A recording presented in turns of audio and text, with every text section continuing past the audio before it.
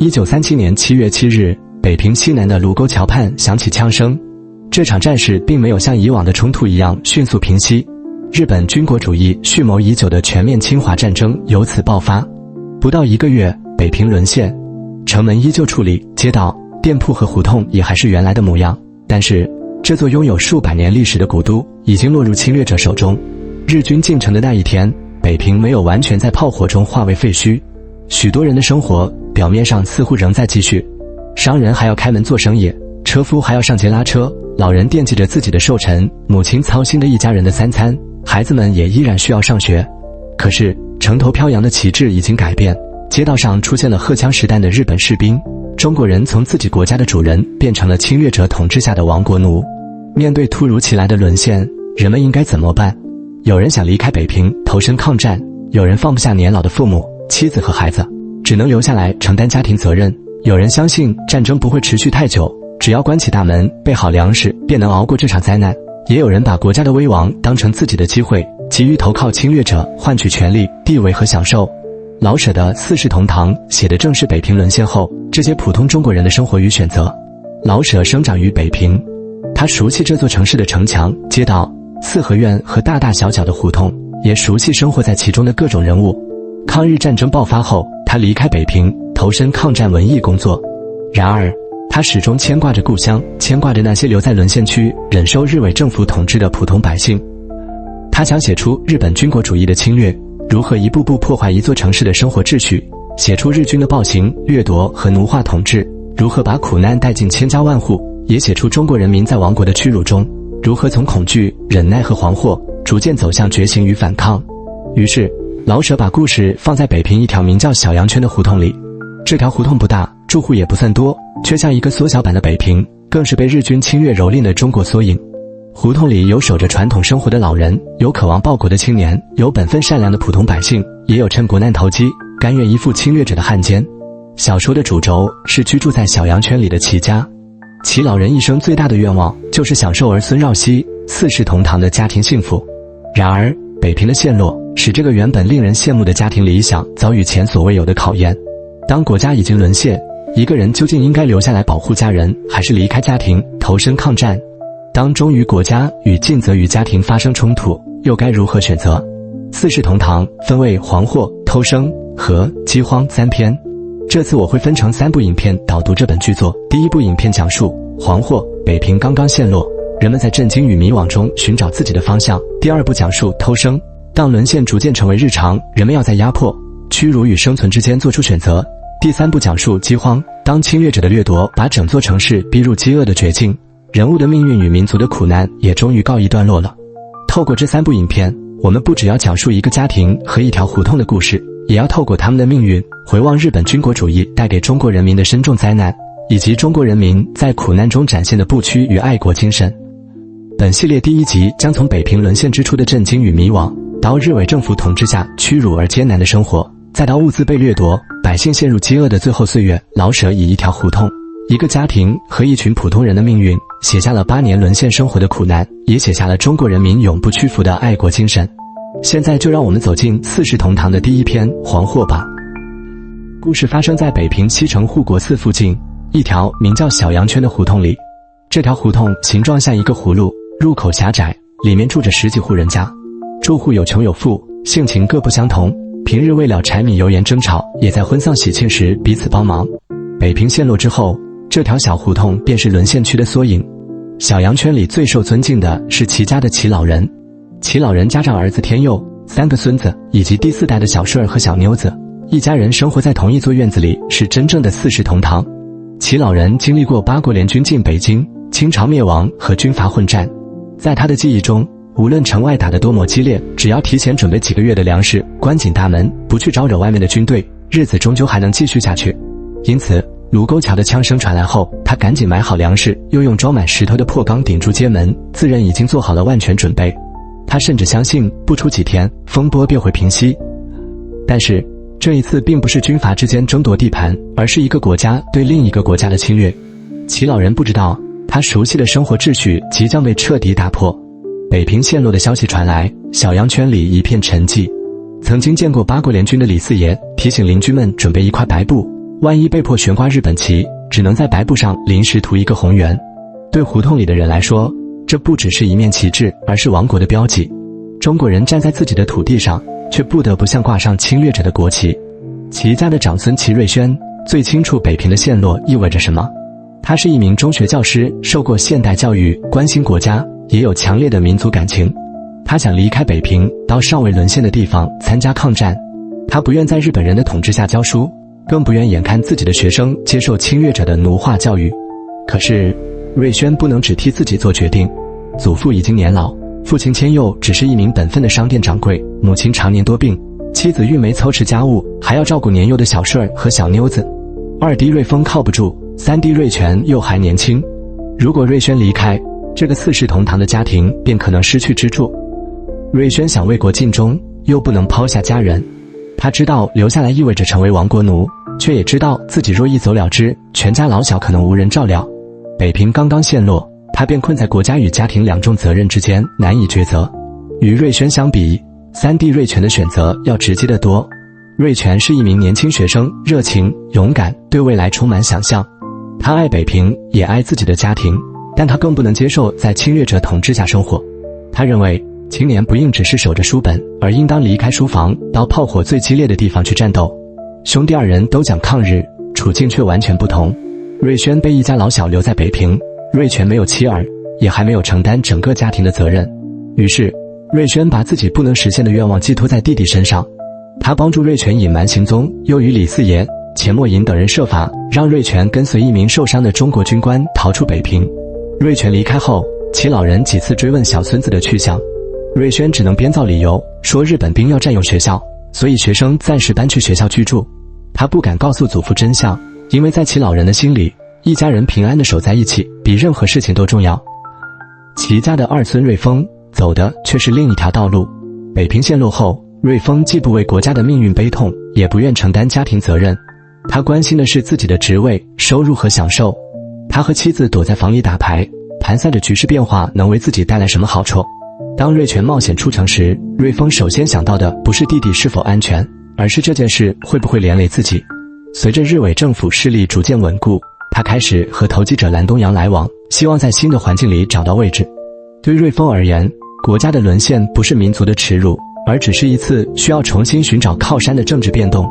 同一個齊家在北平陷落之初，已經出現了3條不同的道路。瑞全選擇離開，走向抗戰；瑞軒留在北平，在忠與孝之間痛苦掙扎；瑞豐則只想迎合環境，為自己謀取利益。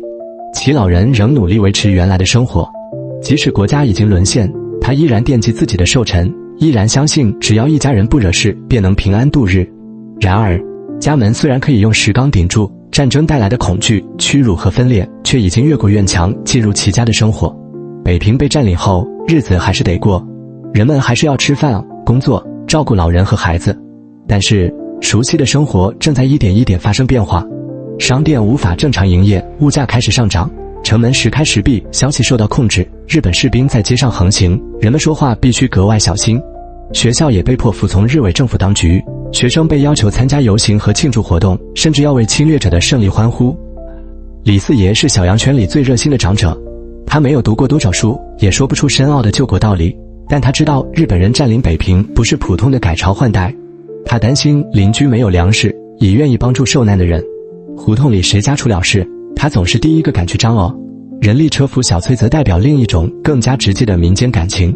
他生活貧苦，脾氣暴躁，有時也会和妻子爭吵，但他有一股不肯低頭的血性。他不懂外交，也不了解戰場局勢，卻知道中國人不應向日本人屈服。當侵略者的氣焰和汉奸的勢力逐漸上升時，他憤怒形於色，也敢於說出心裡的不滿。有一次，一名在日本受過教育的中國小兵坐了小崔的車。這個年輕人已經把日本當成自己的國家，甚至否認自己是中國人。小崔聽後又驚又怒，與他發生衝突。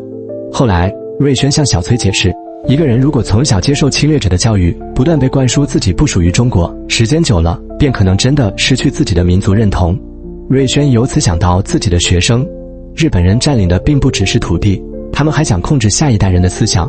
如果北平的孩子長期接受奴化教育，幾年以後，他們會不會也不再認為自己是中國人？想到這裡，瑞軒很擔憂學校教育的發展。當上海爆發抗戰的消息傳到北平時，胡同裡的人一度重新看到希望。瑞宣激動地低聲唱起《滿江紅》，瑞全也為中國軍隊終於奮起抵抗而興奮。普通百姓每天打聽前線消息，希望中國軍隊能在上海擋住日軍。即使消息真假難辨，只要聽到中國軍隊勝利，他們便能暫時忘記亡國的屈辱。然而，在小陽圈裡，也有人把國難當成了機會。住在3號院的冠曉荷，最大的本領就是鑽營。他沒有堅定的立場，也不在乎國家由誰統治，只想接近權勢並獲得權勢。北平一陷落，他便開始盤算如何與日本人核心成立的日偽政府機構建立關係。他相信一朝天子一朝臣，越早順從，就能越快得到官職。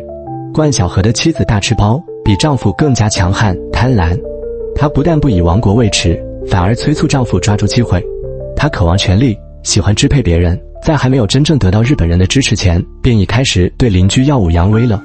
車夫小崔因言語得罪冠家，遭到大赤胞毆打。這件事使胡同居民看清，日軍的統治才剛開始，依附侵略者的人便已準備欺壓自己的同胞。冠曉荷和大赤胞把日本人視為靠山，而日本人也需要這種沒有民族氣節、只求私利的人，替他們控制中國百姓。隨着日偽政府組織成立，北平開始出現一場又一場被強迫參加的遊行，學生們被帶到天安門前，替侵略者的勝利慶祝。冠曉荷卻把這些活動視為表現忠誠的舞台，極力向新權力靠攏。瑞豐也逐漸走進冠家的圈子，與冠曉荷、藍東陽等人互相利用，幻想在日偽政府統治下風生水起的日子。這些荒唐的慶祝對瑞宣而言卻是極大的羞辱。他看到自己的學生低着頭，被迫喊出違背內心的口號。他也看到一些人為了工作和安全，只能服從命令。北平人的沉默並不等於真心順服，但長久的恐懼與壓迫正在使屈辱逐漸變成日常。小陽圈仍然是原來的小陽圈，居民每天依舊在大槐樹下談論消息。可是人與人之間已經有了一條看不見的界限，一邊是李四爺、小崔這些仍然收復國土的普通百姓，另一邊是冠曉荷、大赤胞和逐漸靠攏他們的瑞豐。有人盼望中國軍隊勝利，有人卻盼望日本人統治得更久，好讓自己得到更多利益。在小陽圈的西院住着詩人錢默吟一家。錢默吟原本是一位遠離政治的傳統文人，他喜歡詩、酒和花草，相信只要守住自己的小院，便能與混亂的世界保持距離。可是他的兒子錢仲實與父親不同，仲實雖然只是一名汽車司機，卻有強烈的愛國心。北平陷落後，他不願替日本人做事，更不願用自己的技術幫助侵略軍。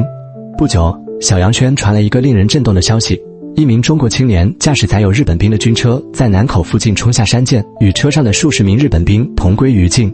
人們相信這名青年就是錢仲實。對胡同裡的普通百姓來說，仲實的行動證明中國人並不是人人都甘願屈服。冠家的大女兒高蒂原本便暗自仰慕錢仲實，如今更把他視為英雄。瑞宣既敬佩他的勇氣，又擔心這件事會給錢家帶來災難。日本憲兵果然找上錢家，錢默吟被捕，遭受殘酷審訊和毒打。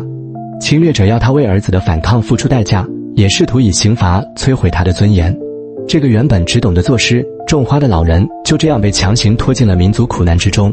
錢家隨之接連遭遇不幸。錢默吟的長子錢夢實在驚恐與憂患中病逝，錢太太為丈夫被捕、兒子犧牲和家庭破碎而悲痛，身體迅速衰弱。等到錢默吟終於被釋放回家時，他已遍體鱗傷，精神恍惚，而家中也早已不再是他離開時的模樣。而在日本人的監獄中，錢默吟也開始發生變化。起初，他只是憤怒、痛苦，難以接受自己遭受的一切。可是，在獄中，他親眼看見日本人任意折磨和殺害中國人。一名中年人倒在他面前，一對年輕男女也遭受摧殘。侵略者以為殺戮能夠使人恐懼，錢默吟卻逐漸明白，殘暴只會制造仇恨，逼迫更多人走向反抗。他不再把自己的牢房只看成受苦的地方，而開始用言語鼓勵身邊的青年。他告訴他們，日本侵略者如同傳播疾病的病菌，中國人若不願被奴役，便必須設法離開，站起來，成為抵抗侵略的力量。錢默吟走出監獄後，雖然他以行銷鼓勵也手無寸鐵，但那個只想在花草與詩酒中安度一生的文人已經開始消失。一個新的錢默吟正在酷刑、死亡和民族仇恨中誕生。面對錢家的災難，李四爺和瑞宣盡力幫忙，他們替錢家料理喪事、籌措費用，又設法為錢默吟治傷。瑞宣甚至典當自己的衣物，換錢給老人補養身體。淪陷區的中國人彼此扶持，共同守住尊嚴，這正是中國人能打持久戰的底氣。錢家的苦難也使瑞宣更加痛苦，他敬佩仲石以生命反抗日軍，也羨慕瑞全能夠離開北平。相比之下，他仍然留在家中，既不能上戰場，也不能完全擺脫日偽政府統治。他只能照顧家人，幫助受難的鄰居，並努力不讓自己在精神上向侵略者屈服。前線的消息卻越來越沉重，上海失守，南京陷落。瑞宣聽到南京陷落時，像失去至親一樣放聲痛哭。對他來說，淪陷的每一座城市都不是地圖上的一個名字，而是國家身體的一部分。與此同時，日偽政權在華北逐漸擴大影響力。那些過去的軍閥、官僚和投機者，如今換上新的名義，替日本人統治中國百姓。冠晓荷、瑞豐和藍東洋更加積極地尋找門路，甚至打算結成同盟，在所謂的新秩序中互相提攜。瑞宣終於看清，日本人宣稱要建立的秩序，不過是利用中國的敗類控制中國人民。他也明白，汉奸並不是突然出現的。當一個人把利益放在國家和民族之上，只要有適當的機會，便可能成為侵略者的工具。黄霍寫到這裡，北平陷落後最初的迷惘逐漸過去，小陽圈裡的人們也開始分化。瑞全離開家庭，踏上尋找抗戰道路的旅程。錢仲石以生命完成了他的家國大義。錢默吟在日軍的迫害中逐漸覺醒。李四爺和小崔以普通百姓的方式守住民族感情。瑞宣仍被家庭責任留在北平，卻越來越無法忍受亡國的屈辱。另一邊，瑞豐、冠曉荷和大赤胞則一步步靠近日偽政府勢力。他們的心中沒有國家的苦難而悲痛，反而把別人的屈辱和死亡看成自己取得權力與利益的機會。他們仍然住在同一條胡同裡，見面時仍然是相識多年的鄰居。可是北平的陷落已經把他們推向不同的方向。有人準備反抗，有人只能忍耐，有人正在覺醒，也有人開始出賣自己的同胞。這就是黃霍中的小陽圈，也是北平淪陷之初的眾生相。北平並非在毫無徵兆的情況下突然淪陷。在齊老人的一生中，中國經歷了8國聯軍侵華、清朝滅亡、軍閥割據與接連不斷的內戰，政權一再更替，戰火反覆進入北平，但普通百姓始終沒有真正成為國家的主人。他們關心的不是政治制度如何改變，而是城門何時打開，糧食是否充足，以及一家人能不能平安度過眼前的災難。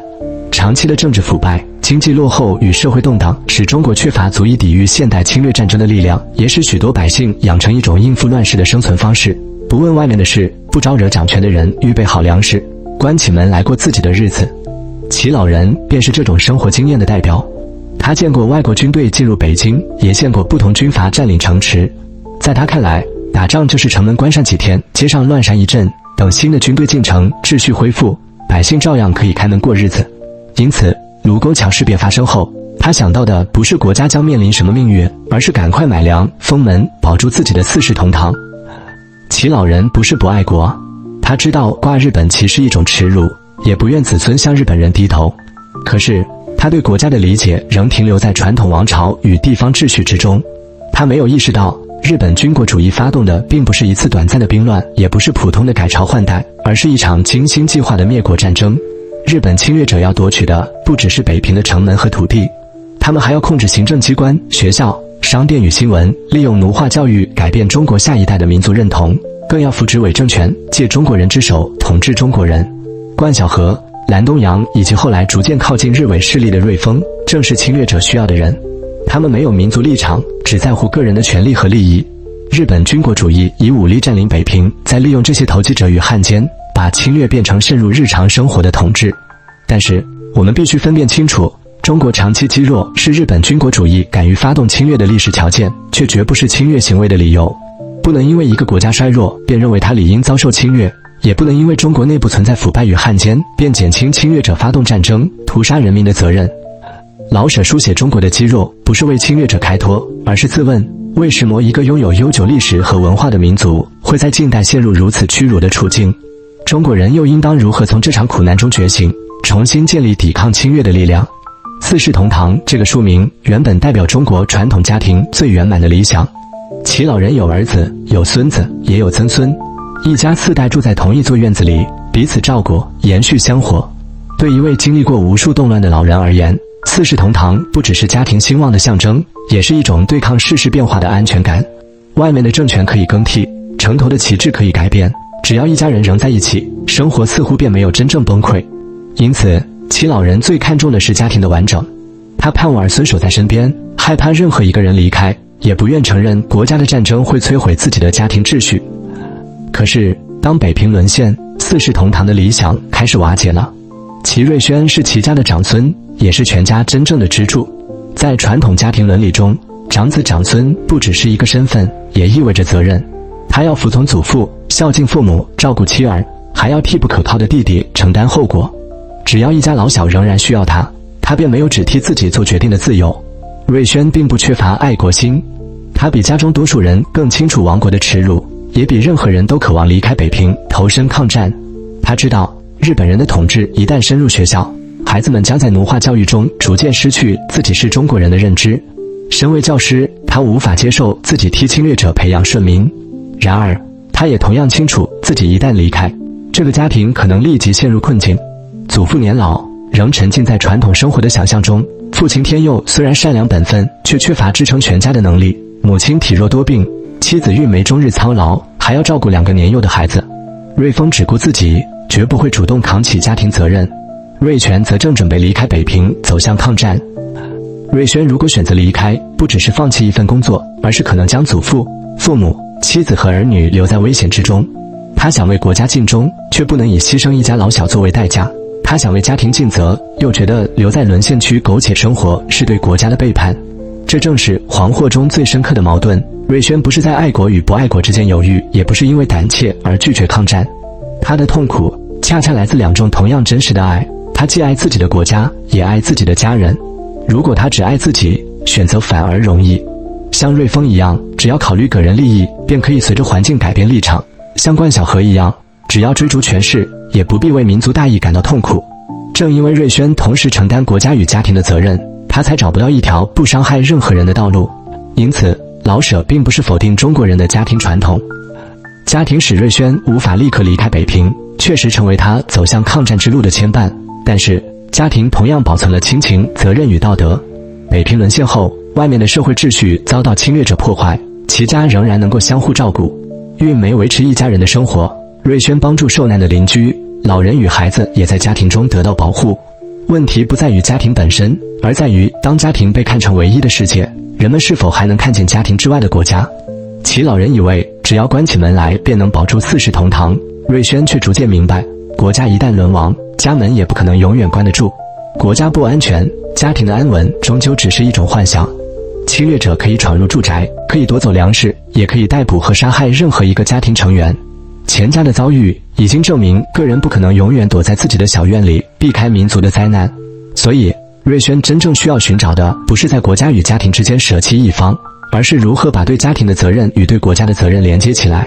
只是在第一篇《黃禍》之中，他還沒有找到答案。北平的陷落不只改變了城市的政治歸屬，也把每一個人推到選擇面前。瑞全選擇離開，他的行動帶有青年人的熱情與衝動，但方向十分明確，不能留在敵人的統治下做亡國奴。他願意離開熟悉的北平和深愛的家人，到外面的世界尋找抗戰道路。錢仲實走得更加決絕，他用自己的生命反抗侵略者。